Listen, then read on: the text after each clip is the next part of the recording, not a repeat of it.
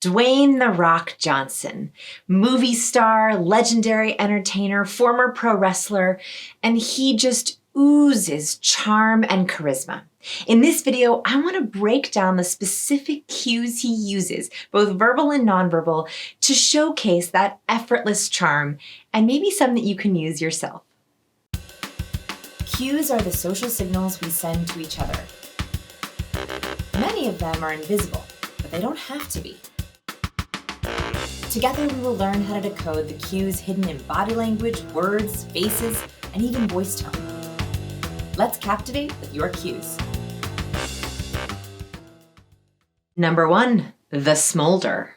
Have you ever been with someone and felt truly seen and heard, like they were peering directly into your soul?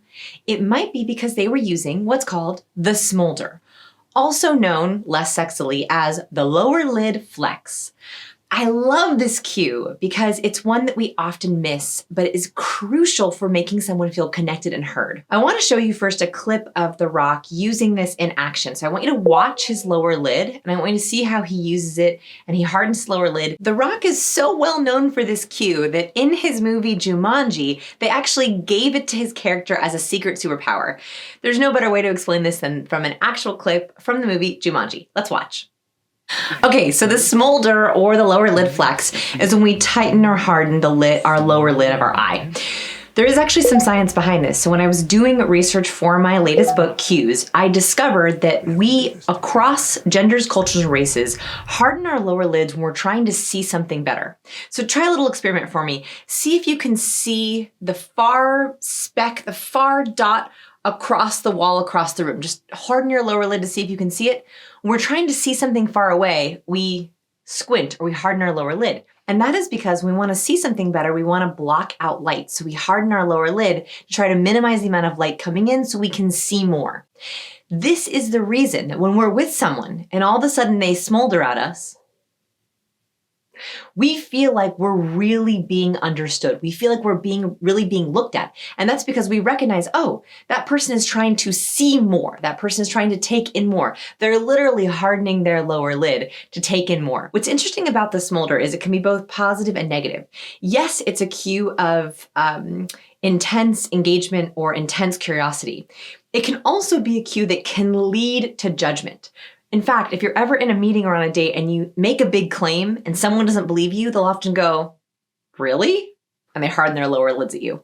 So the smolder is really interesting, and I think it's one of the aspects that makes The Rock so charming, is that it's a cue of intrigue. It makes us feel like he's seeing us, he's hearing us, he's taking us seriously, and also it's on the way of him not believing us. And of course, we want people to believe us. We want people to feel like when they're scrutinizing us, they're liking what they see. How to use this cue purposefully and authentically. When you are actually interested in someone, when you're deeply listening to someone, when you're in intense curiosity, I want you to harden your lower lids to show, just for a second, that you're really there, that you're really trying to see everything. Be careful not to hold it for too long, because that just makes you look like you need glasses. Number 2, captivating gestures. We are absolutely captivated by The Rock. And one of the reasons for this is because he's actually speaking to you on 2 different tracks. When he speaks in his interviews and his interactions, we're going to watch a clip in a second, he's not only speaking verbally, he shares his ideas, he tells his story, he is also demonstrating non-verbally what happened. He's using dynamic hand gestures, he's using dynamic facial gestures. He's almost reenacting how he feels in the stories he tells. I want to show you a clip of how he does this, and I want you to pay attention to all of the nonverbal cues he uses to support his verbal message. What is it like shooting in the place you grew up? It's first of all, it's awesome, right? Yeah, it's awesome. Well, it's a double-edged sword, right? There's a side A and a side B to the story. Tell us about the side B. We don't care about side A. I want to hear about the bad part. So the bad part is, you go back to Hawaii. Well, first, all the locals are good. I just have to say that bringing a movie of this size and magnitude, the jobs that it creates for all the hardworking locals, that's amazing. It's great, right? That's the A side, right? So, but the B side is after every day we wrap, there's fans always waiting, and there's inevitably more cousins. I just got more cousins out of really? Yeah, so I go out and my guys, my logistic guys will say, hey, listen, you know, there's 2-3 families over there. You look over there and there's like 20 people and they're all holding things and babies and all kinds of stuff ready for me to sign. I was like, who is it? That's your cousin from your grandfather's side 10 times removed.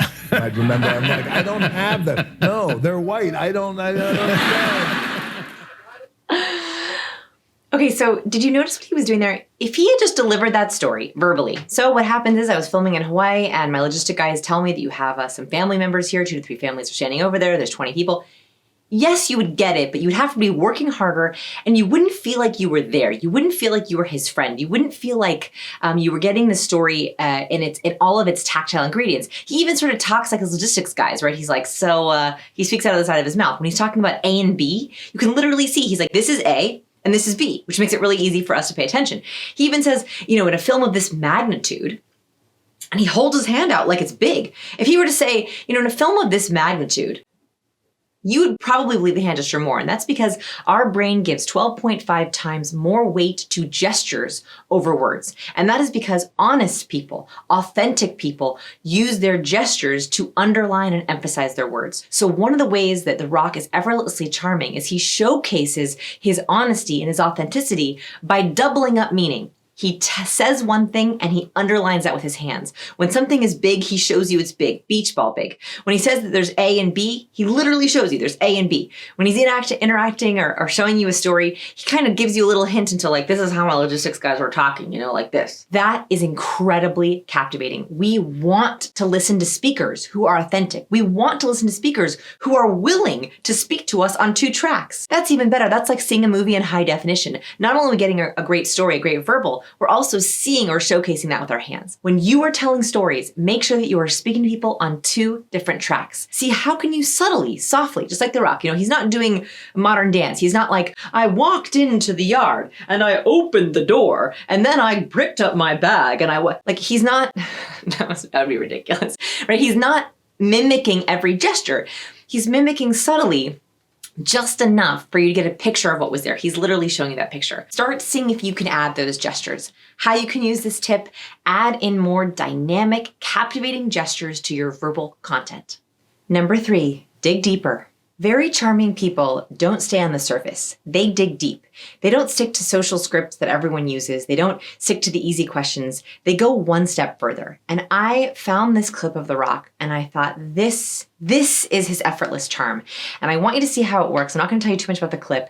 I want you to see how he goes one step farther. He doesn't keep it on the surface. He digs deeper. He asks more. He asks more questions. He digs even deeper.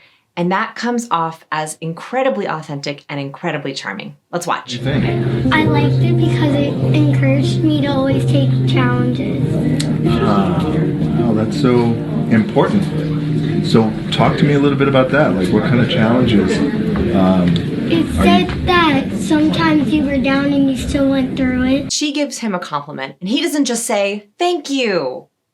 No, he says, wow, like, talk to me about that. He literally says, talk to me about that. I'm going to highlight that phrase. Talk to me about that. That phrase is so incredibly powerful because it's asking someone, I want you to tell me more. Dig deeper. I want to know more about you. I want to hear you. I have time for you. So one of the best effortlessly charming things you can do is just ask more questions. Tell me about you. Tell me more about that. What do you think about that? I'd love to hear from you. Yeah, that's right. Well, that happens to all of us, right? Can you name a time, was there a time in your life where you were kind of like not feeling so good and then you just started to come out of it and feel great? Well, when I broke my arm, I got over it. Oh my gosh, that's a big deal. Yeah, which arm did you break? On my left. Wow, did you have a cast? Mm-hmm. Yeah, that's not fun, right? So, yeah, that's a big thing, right? Like a challenge you had to overcome. And then he goes on to continue. He doesn't just leave it. He doesn't say, oh yeah, you broke your arm. No, then he says, which arm, right? He even goes into that specific of detail. That is an incredible way to interact because every deeper question that you ask the other person is a gift to them. Every follow-up question that you ask is saying, I care about you. I want to know you. I want to hear from you. That is such an easy thing to do, but we so often leave it on the surface, right? We say, how are you? Which is like the most boring question. And they say, good. We say, good. Or even in this case, someone says, oh, you know, I love that shirt. Thanks. What if we took all those sort of social scripted throwaway questions and not only we asked something more interesting, so we asked this little girl, tell me about a time you had a challenge, but then when someone gives us the gift of sharing, we ask them to share even more. How to use this cue? Ask more questions. Number 4, the Savor Smile. When most people think about being charming or positive, they think about smiling. And they think about having what I call a megawatt smile. That's just smiling all the time. Hey there, how are ya? Hi. That's just being a politician, right? Anyone can hold a fake smile on their face all the time. That's not charming. In fact, The Rock is more known for his more serious expressions. So when he does smile, it matters. And specifically, he does what I call a savor smile. A savor smile is the most charming of all the smiles, and I want to teach it to you right now. A savor smile is a smile that takes about a half of a second to blossom on your face. That when you hear something you like, when you see someone you like, when you hear good news, you don't just hold the smile and pop it on. You take a half a second for the smile to blossom on your face. So The Rock does this incredibly well. It's that slow smile. Now this has to be authentic. I don't want you to do a fake smile. I mean that when you see something you like, you hear something you like, you're with someone you like, you don't just give them a megawatt smile. You give them a smile that you're savoring, right? That slow blossoming of a smile. I stumbled upon this research for my book Cues, and here's what the researchers had to say. Researchers found that a savor smile is seen as more attractive. A smile that takes longer than a half a second gives the feeling that you are truly relishing someone's presence, ideas, or story. How to use this cue? Slow smiles are more meaningful. Number 5, verbal mirroring. One of the things The Rock does exceptionally well is he verbally mirrors the people he's with. Verbal mirroring is when he takes words, sounds that other people are using, and he uses those same words and sounds. This is an exceptional way to show people, I like what you're saying so much, I respect what you're saying so much, that I'm actually going to use your own words. I want to show you a quick interview with Ellen. I want you to watch and see how much verbally mirroring he does just in the first few seconds. Hi. Hi. How are you? Hi, good. How are you? Hi. Hello. I'm good. Thank you. Always looking out. Thank you. Always looking out. If there's a threat, I'm going to get it for you. Thank That's you how so I am. much. You look fantastic. You too. I like the corduroy. Thank you so much. Good. Are you exhausted? So this is very subtle. So if you noticed, Ellen says hi, he says hi. He says, how are you? She says, how are you? She says, I'm always looking out, always looking out. They're using a lot of the same words, which immediately builds rapport. So not only does it build rapport between The Rock and Ellen, they're using the same words, they're really on the same page, but also it makes us feel like he really belongs. If you want to show belonging in a room, if you want to feel like you're with people and you want them to know that you like being there, you like being with them, the best thing you can do is subtly use their words. So if they say, how are you? You say, good, how are you? Mirroring that back to them. So if they say, yeah, it's been great, you say, great, I'm so glad it's been doing great. If they say, you know what, it's been a crazy time, but we're so thrilled to be here, you can say, oh, I'm thrilled that you're here too. I'm so sorry it's been so crazy. So you're not parroting them, but you're taking some of those key words and using them. That's a way of showing that you're hearing them so much that you're actually you're integrating their thoughts into your thoughts. Now let's watch another interview with him and Emily Blunt. And I want you to see she's joking with him and he's taking that joke and using the same word to bounce it back and forth. Watch how he does this in conversation. What Dwayne Johnson eats in a day. What do you eat in a day? Buffalo. Buffalo? Yeah. Bit of scrambled egg? Some egg in it, some oatmeal. And just a hot dog swallowed whole. And a hot dog swallowed whole. So again, he just was playing back and forth with her. He repeated, yep, a bit of egg, a hot dog, sausages, a hot dog swallowed whole. This is a very easy thing to do. I think it's an effortless, charming clip because it's a way of showing verbal respect. It's a way of showing verbal mirroring. It's a way to literally sound like you're on the same page. And the trick here is it actually gets you on the same page. So the more that you're intently listening to mirror someone's words, the more you actually will feel on the same page with them. If they're using words like thrilled and great and excited, and then you use words like thrilled, great, and excited, you're more likely to feel as they feel. How to use this cue? Verbally mirror whenever you feel like you want to get on the same page. Number 6, encouraging touch. The Rock is constantly touching the people he's with. And this happens in beautifully casual ways. I don't know if you even saw with that Ellen clip, they reached out and touched, then she reached back and picked that thread off of his leg. He's high-fiving, he's fist bumping, he's handshaking. He's constantly reaching out in some interviews multiple times for high fives and reassurances. The reason why this is so charming is because it's literally gifting someone a chemical burst of oxytocin. I talk about oxytocin a lot in my videos. Oxytocin is the chemical of connection. It's the physical feeling of the warm and fuzzies. The Rock must have some instinct that by reaching out for these casual touches, handshakes, high fives, back pats, hugs, that's actually giving the other person a sense of belonging. It's giving another person the warm and fuzzies. How you can use this tip: casual, welcoming touch. High fives, encouraging fist bumps, always starting on a handshake or hug if you're comfortable. Those are little gifts of the warm and fuzzies. Number 7, eyebrow raises. We cannot talk about The Rock without talking about his signature eyebrow raise. I'm not even gonna try it. It's embarrassing for me to try it, but he has been known for this iconic gesture, and it's so clever. There's 2 things happening here. One is The Rock created an iconic gesture that he became known for.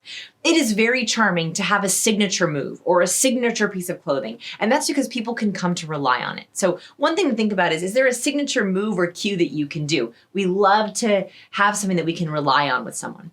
The second thing is he happened to pick a nonverbal cue that is super positive. When we are interested in something, when we are engaged, we want our eyebrows to get out of the way so we can see more, right? So when he raises his eyebrow up, it's a soft way of saying, I'm looking at you, kid. I'm looking a little bit closer. It's sort of the sister cue to the lower lid harden, right? When we try to see something better, we harden our lower lids. We want to take in more, we widen our eyes or widen our eyebrows. And so by doing an eyebrow raise, he's actually showing you, I'm trying to see you. I am looking closely. And again, we love to feel like people are paying attention to us, right? We love to feel like we have that attention on us. I want to show you how he uses the eyebrow raise in an interview. So not only does he have his signature cue, which is one eyebrow, he also raises his eyebrows in almost every conversation he has. Believe me, I spent like 5 hours watching videos of The Rock. I know. Hard day at work. Woo! I'm working hard every day. In almost every interview that I saw of The Rock with all these co-stars across the whole span of his career, I saw dozens of eyebrow raises. This showed the people he was listening to, I am actively listening and I want more, which we find so charming. The number one thing we want to know when we're talking to someone is, do you like what I'm saying? Do you want more of this? And so he is constantly signaling or cueing to his people, yes, I'm raising my eyebrows. Tell me more. I want more of that. So he raises his eyebrows to say, that's really interesting. I want you to use the eyebrow raise conscientiously. So how to use this cue is when you hear something interesting, when you hear a fascinating fact, when you hear something you agree with, emphasize it with an eyebrow raise. Show people, I like that. I'm interested. Tell me more.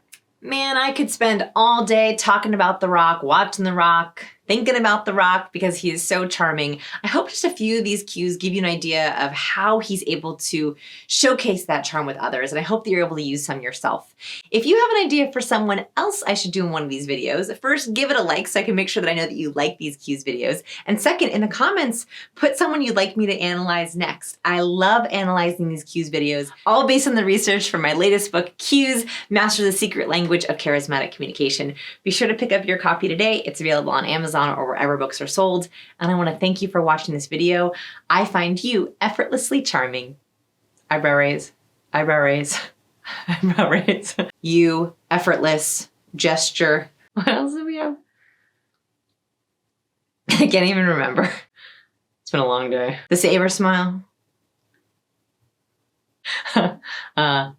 What's next? Give this video a like. Savor Smile. Please subscribe. Eyebrow raise. I want you to like this video. Captivating gesture.